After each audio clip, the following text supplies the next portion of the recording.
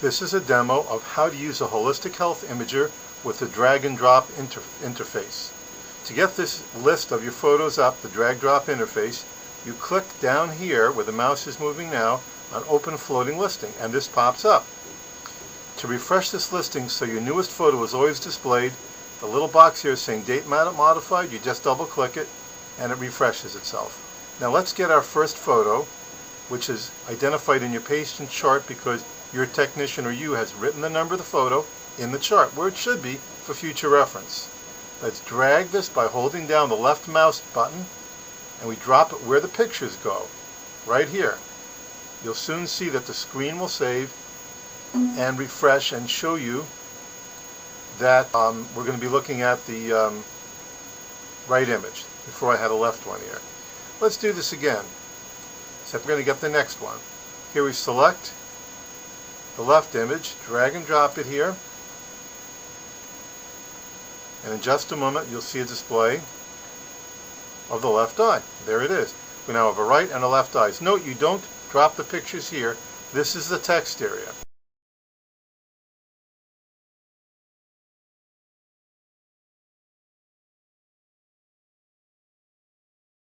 Okay, so now we know how to get the pictures from the drag and drop interface here over to the picture area. We put the right one up here, right is always here, left is down here. When you click on the photo, you'll notice that the right button is depressed here, showing you've selected right. If you click on the left image, look up here, the left button is depressed. This is how you select it, just by clicking on the pictures. You can also click on the buttons and select the picture. Both work together. I always click on the photo when I'm working on the right eye. Now, we've got the picture that the patient gave us here. We're going to look at it. To select that, you select this button here, which is a paintbrush button. When you do that, the cursor changes to a paintbrush, as you see when it's in the picture area, not in the text area. So now it's a paintbrush. Let's click on it. It'll say right image selected for editing. You're going to say yes.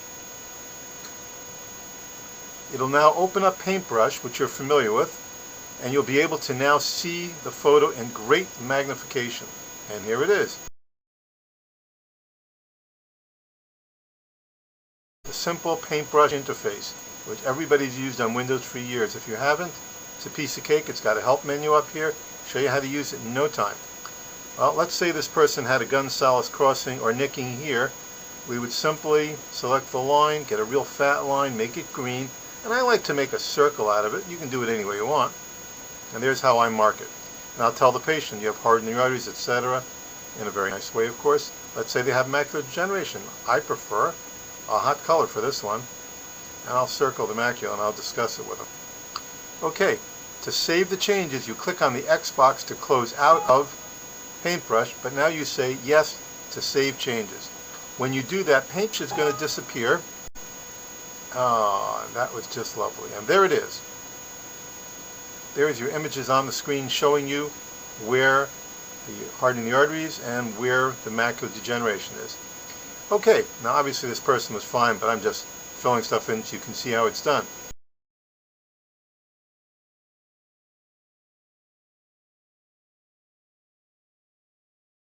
Let's clear the text area. Remember, this is the picture, this is the text area.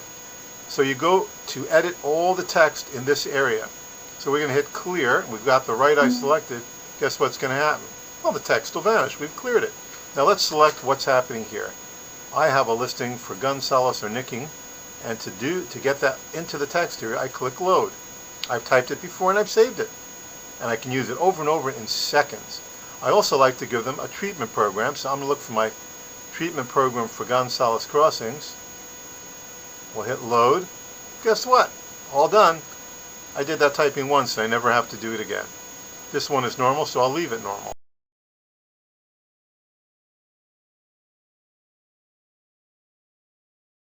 Now when you want to print this, you're going back to this area here. This is the area that takes care of text.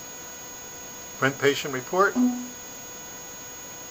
And you click yes. The print dialog will come up in just a moment. And you're going to see that all the buttons that are on the screen will now vanish. This is a report. This is how it prints. Exactly what you see there is what the patient will get on a piece of paper. You'll make 2 copies, one for yourself, one for the patient. That's it.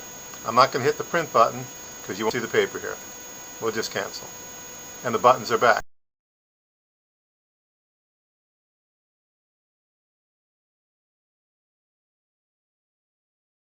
Now what do these buttons do?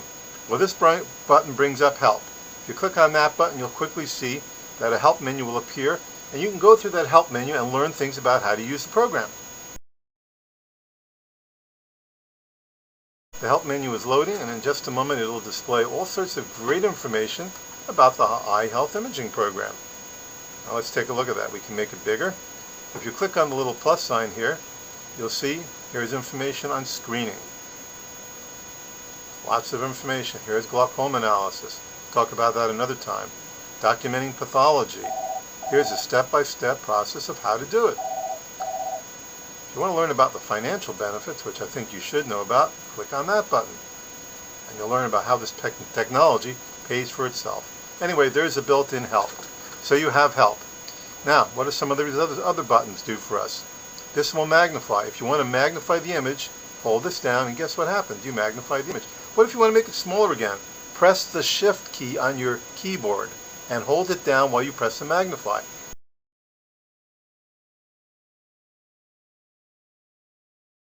Reverse magnify, it'll zoom out. There you go. I like to keep mine about like that. Okay, what else do we have? We have a hand button here. That can move your image around if you need a part to display that's not visible. Okay? This one is just for drag and drop. When you click on this, you go to your field here, select it, and drag and drop it. So this is your drag and drop, magnification, movement, and editing paintbrush type program. This selects left, right. This is all you do with images. This is all you do with text. This part is for medical analysis, glaucoma, pathology. This is not your routine testing. We'll talk about that on another occasion. These buttons are for people who want to shrink the image because they don't want their screen filled and they want to keep it on the screen. And you have access to your screen. Hit enlarge and it'll be back. Very simple way to do it. Bring back my floating listing here in just a moment. What else do we have? Customization. We won't click that. Once you click that, it's going to ask you for the name and address of your practice. You type that in. From then on, it's saved.